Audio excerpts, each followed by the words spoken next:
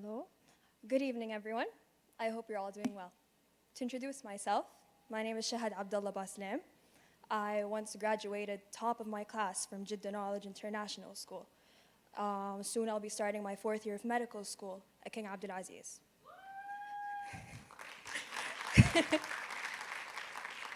Blah, blah, blah. That doesn't matter, none of you care. And I think I can see my own mother sleeping in the 4th row, but that's fine. She's probably closing her eyes to visualize my words in binary code because she's a professor of computer science. Anyways, you may be wondering why I'm standing here. And to your question, I must answer. I'll be diving into the story of my life, but just until the 19-year cutoff because that's how old I am.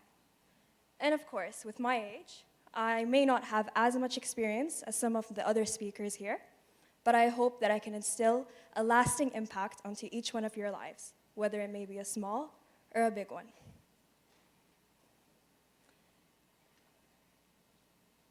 All of you are familiar with the nursery rhyme shown on the screen. And for your sake and minds, I won't be singing it. But anyways, I'd like you to imagine rowing a boat gently down the stream. And if I had promised you that at the end of that stream, you would find your dream life, how many of you would get on that boat?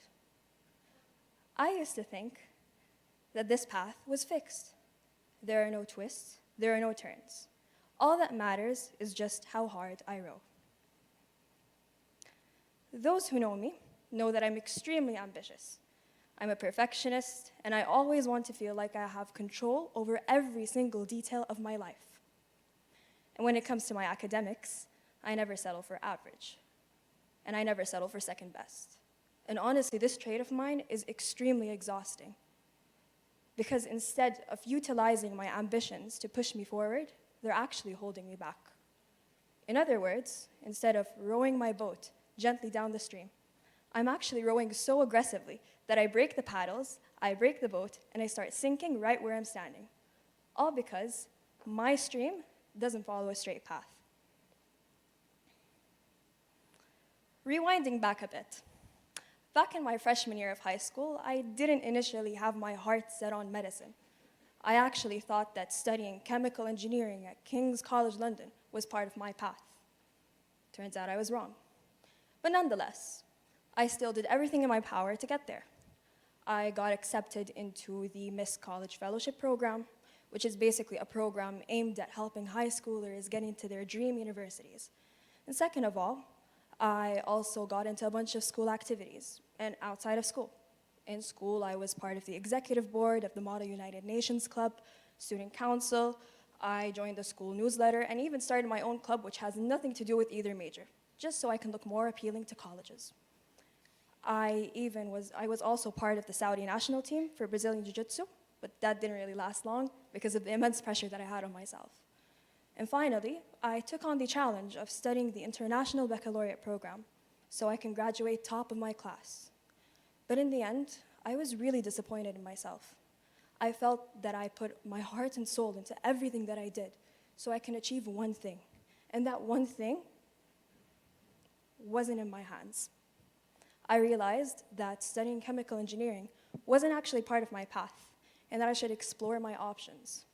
Nonetheless, at the time, I felt that I should stop rowing, that there was no point because I will never reach the end of my stream, that I should just give up because nothing's going to go my way.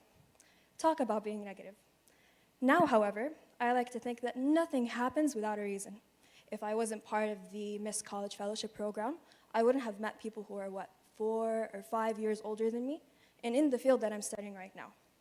Because no one really likes to go into something blindly. So I was privileged enough to know these people. I mean, I come from a family of physicians. My father is an orthopedic surgeon. My aunt and uncle are also surgeons. But still, it was nice to get to know other people's experiences since they're in my generation, because things obviously change. Nothing is fixed. Second of all, if I hadn't joined a bunch of activities in school or outside of school, I would have really struggled during this talk, more than I am right now. And finally, weirdly enough, if I had actually prioritized my health during my senior year of high school, I wouldn't have realized my true potential. and I wouldn't have pushed myself to the limit.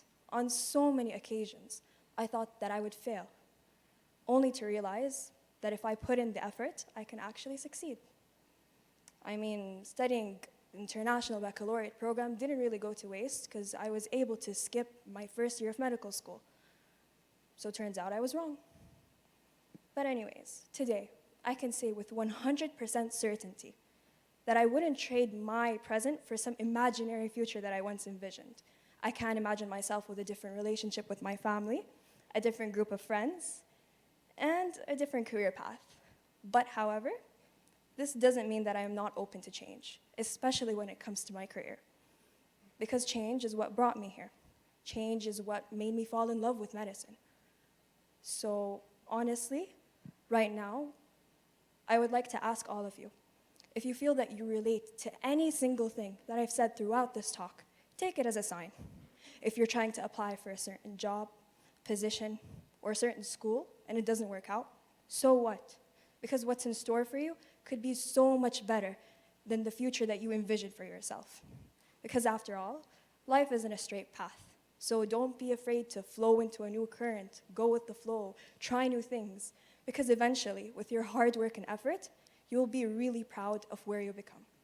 Thank you for listening to my talk. I wish you a wonderful rest of your evening.